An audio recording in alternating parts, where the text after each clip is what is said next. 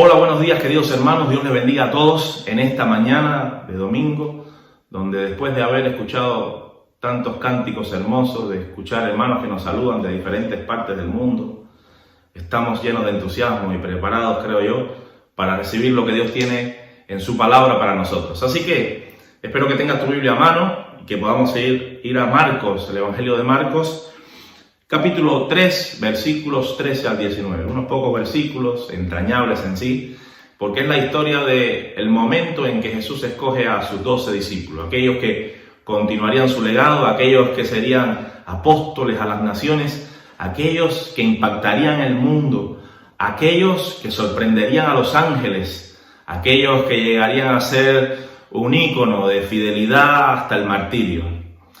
Dicho así, uno pensaría que Jesús escogió lo mejor de lo mejor. Dicho así, uno pensaría que aquellos 12 desde su inicio eran súper creyentes, súper hijos de Dios. Pero al leer sus vidas y su biografía, nos damos cuenta que eran hombres sencillos, llenos de defectos, llenos de contradicciones, llenos de ausencia, llenos de problemas personales con los que tenían que lidiar y solucionar. Por eso, en la historia de los apóstoles, lo que más destaca no es siquiera esos defectos, sino el que les llamó. Es la gracia que les hizo ser lo que llegaron a ser. Es la gracia que les convirtió en hombres de bien, en hombres eficaces, testimonio al mundo y espectáculo a las naciones. Por eso hoy quiero hablar de la gracia, de esa gracia que triunfa a pesar de nosotros, de esa gracia que consigue lo que nosotros humanamente no podemos conseguir, de esa gracia paciente que nos lleva a hacer aquello que Dios pensó que llegásemos a hacer. Spurgeon, el predicador londinense, decía: doy gracias a Dios que me escogió antes de que yo naciese, porque si espera que yo nazca no me escoge. Es que no es por méritos, hermanos míos, no es por lo que tú puedas ser, no es por lo que tú puedas hacer, es por gracia. Pablo decía: soy lo que soy por la gracia de Dios. Y es por eso que quiero hablarte sobre dos apóstoles que aparecen aquí. Estoy refiriéndome a Jacobo y Juan, dos apóstoles que sin dudas son apóstoles espejo, porque nos podemos mirar en ellos. Apóstol no es más que enviado, como cada uno de nosotros somos también enviados. Y estos dos apóstoles que vamos a mirar hoy son una especie de espejo para nuestras vidas. Nosotros nos podemos ver en ellos y ver lo que la gracia de Dios puede conseguir en nosotros, porque también nosotros somos discípulos, también nosotros hemos sido llamados por Dios, también nosotros tenemos una misión al mundo. Vamos a leer Marcos capítulo 3, versículos 13 al 19. Y dice: después subió al monte y llamó así a los que él quiso, y vinieron a él, y estableció a 12 para que estuviesen con él y para enviarlos a predicar, y que tuviesen autoridad para sanar enfermedades y para echar fuera demonios: a Simón, a quien puso por sobrenombre Pedro, a Jacobo, hijo de Zebedeo, y a Juan, hermano de Jacobo, a quienes apellidó Boanerges, esto es, hijos del trueno, a Andrés, Felipe, Bartolomé, Mateo, a Tomás, a Jacobo, hijo de Alfeo, Tadeo, Simón el cananista y Judas Iscariote, el que le entregó. Y vinieron a casa. Hasta ahí la palabra. Oramos y pedimos al Señor que nos hable a través de su poderosa palabra. Señor, te damos gracias por tu palabra. Ella ha sido leída y ella tiene poder para llegar hasta lo más profundo de cada uno de nosotros y hacer que en nosotros la semilla de la buena palabra dé fruto a 100 por uno. Estamos listos, Señor, y deseosos de escuchar lo que tú tienes para decirnos. Danos oídos que sean, Señor, receptivos al punto de también poner por obra lo que tú nos digas. En el nombre de Jesús. Amén. La historia de los apóstoles de Jesús puede resultar muy alentadora para cada uno de nosotros al considerar el camino que nos queda por andar. Pablo, un discípulo del Señor más tardío en el tiempo, dijo en una de sus epístolas: no es que lo haya alcanzado ya.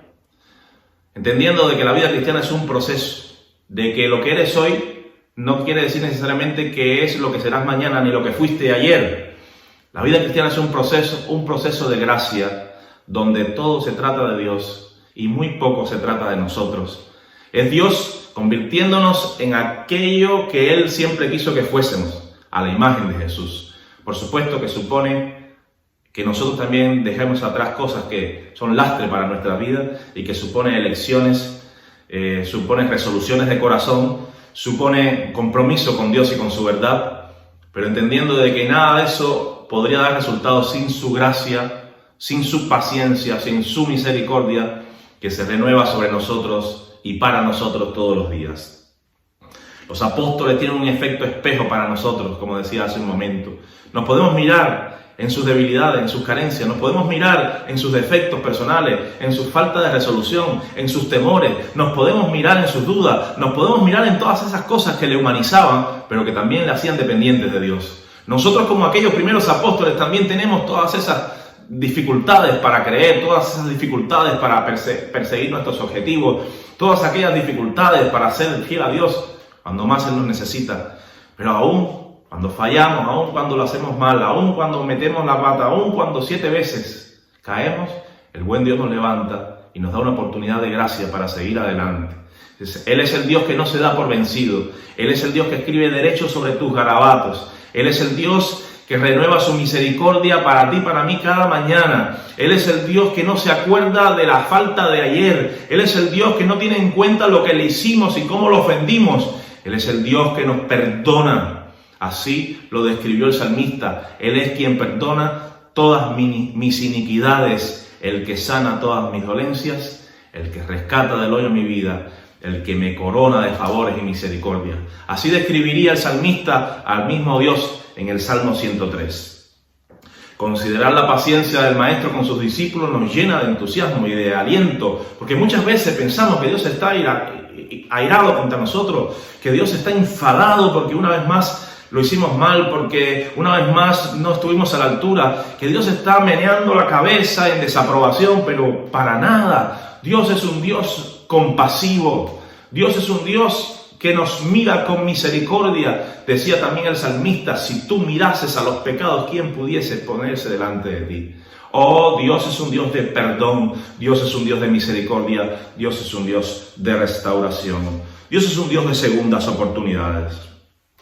Cada apóstol que aparece en este pasaje tiene una historia. Podríamos tener una homilia, ¿no? Una predicación de cada una de estas historias, pero hoy vamos a tomar como referencia a Jacobo y Juan. Jacobo y Juan fueron llamados por Jesús Boanerges. Creo que era un apelativo cariñoso para recordarles que tenían un asunto con el que lidiar, y es que eran muy intempestivos, eran gente que a la primera reaccionaba y no siempre de la mejor manera. Jacobo y Juan, aquellos hijos de Zebedeo, que parece ser que este tal Zebedeo era un adinerado hombre de negocios que estaba relacionado con la pesca. Cuando leemos en Marcos capítulo 1, versículo 20, pareciera ser que tienen un pequeño negocio.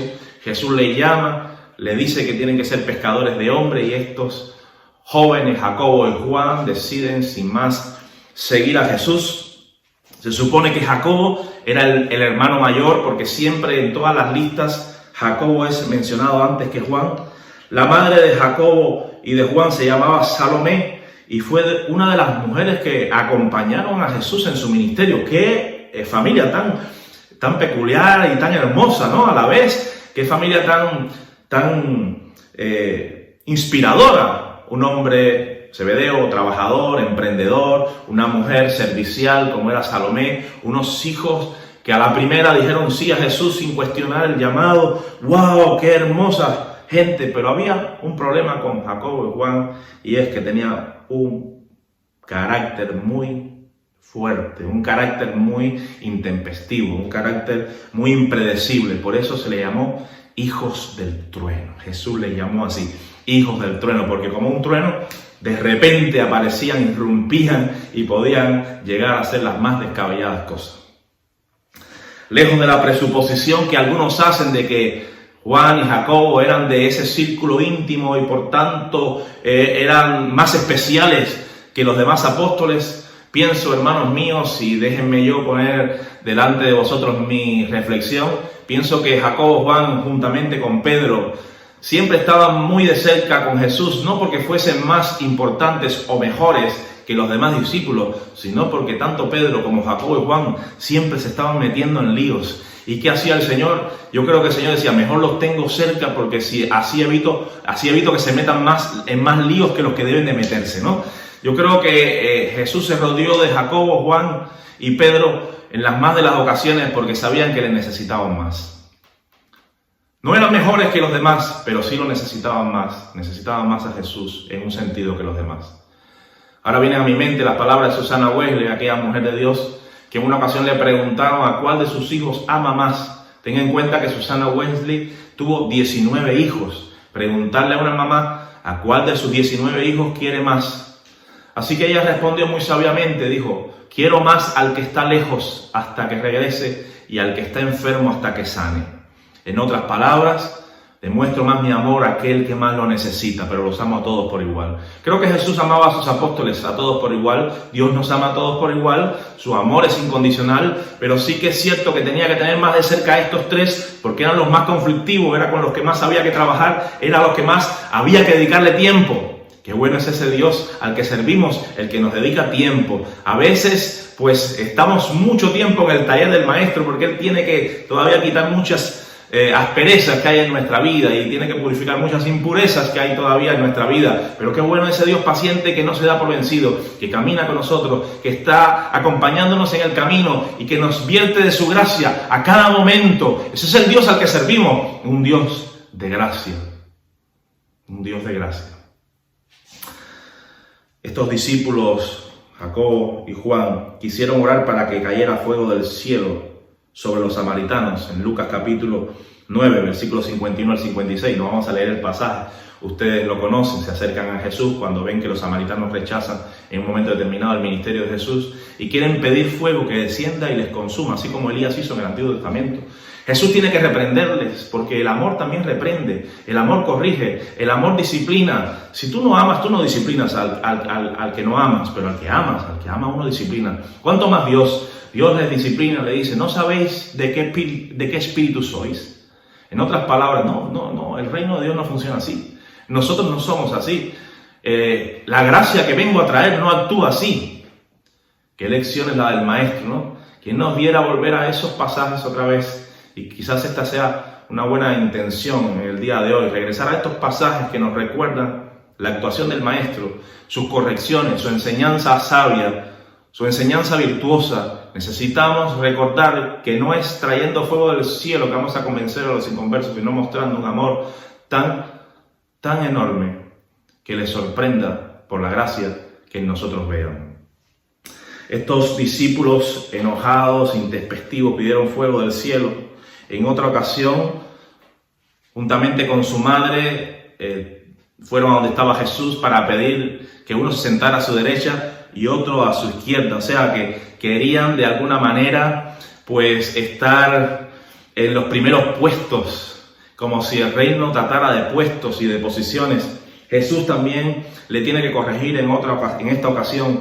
En otra ocasión hablan con Jesús sobre un supuesto evangelista que está predicando pero no va con ellos, un predicador que estaba haciendo la obra de Dios pero no era del grupo de los 12, y le dicen, Señor, prohíbeselo. Y Jesús otra vez tiene que reprender a Jacobo y Juan y decirle, no, el que no es contra nosotros, por nosotros es ese sectarismo que tenía Jacobo y Juan, ese monopolio del ministerio. Dios le dice, no, aquí cualquiera puede servirme, aunque no necesariamente esté en el grupo de los 12, puede hacerlo si lo hace en mi nombre. Oh, cuántas lecciones de vida para aquellos discípulos. Uno pensaría que después de todas estas lecciones que vemos que Jesús le da, Jesús tuviese cierta reticencia en usarlos, cierta reticencia en que fuesen con él y le acompañaran. Pero para nada, los discípulos, Jacobo, Juan, así como Pedro, estuvieron en eventos en que los otros discípulos no pudieron estar. Estoy pensando ahora mismo que en la experiencia de la transfiguración, cuando Jesús sube al monte y esa experiencia sobrenatural y poderosa de la transfiguración, ahí ¿quién está? Está Jacobo, está Pedro y está Juan. Qué hermoso momento que solo pudieron vivir estos tres discípulos y ningún otro. Este Jesús que está trabajando, que está cincelando, que está purificando, se lo lleva consigo al monte de la transfiguración para que ellos puedan tener una experiencia renovadora y transformadora, para que cada vez más ellos pudiesen ser conformados a la imagen de Jesús. Jesús le deja a Jacobo y Juan entrar en el cuarto donde resucitaría a la hija de Jairo. Solamente tuvieron esa experiencia ellos dos y Pedro. Oh, qué trato y qué intentos de Jesús de que ellos pudiesen ver el poder de Cristo en autoridad y en manifestación para que ellos también pudiesen aprender fe. Le pidió que estuvieran cerca de él en la agonía del huerto de Getsemaní, con la intencionalidad de que oraran con él un poquito, aunque sea una hora. Estos discípulos tuvieron privilegios que, excepto Pedro, los demás discípulos no tuvieron. No era un trato especial, hermanos queridos, sino un trato necesario. Estos discípulos estaban más necesitados que los demás. Muchas veces me he sentido como Jacobo y Juan. Me he sentido que tantas veces meto la pata, me he sentido que tantas veces hierro al blanco, me he sentido que tantas veces gana mi falta de fe. He sentido que tantas veces fracaso en el mar cuando navego para servir a mi Señor y sin embargo siento que una y otra vez Dios me recupera, que Dios me sana, que Dios me restaura, que Dios confía en mí, que Dios me da su gracia. Oh, bendita gracia de Dios. Oh, bendito el Señor que nos llamó por su gracia para servirle. Nosotros también hemos errado. Vez tras vez cometemos las mismas infracciones. Tomamos decisiones inconsultas. Decimos cosas de las que nos arrepentimos.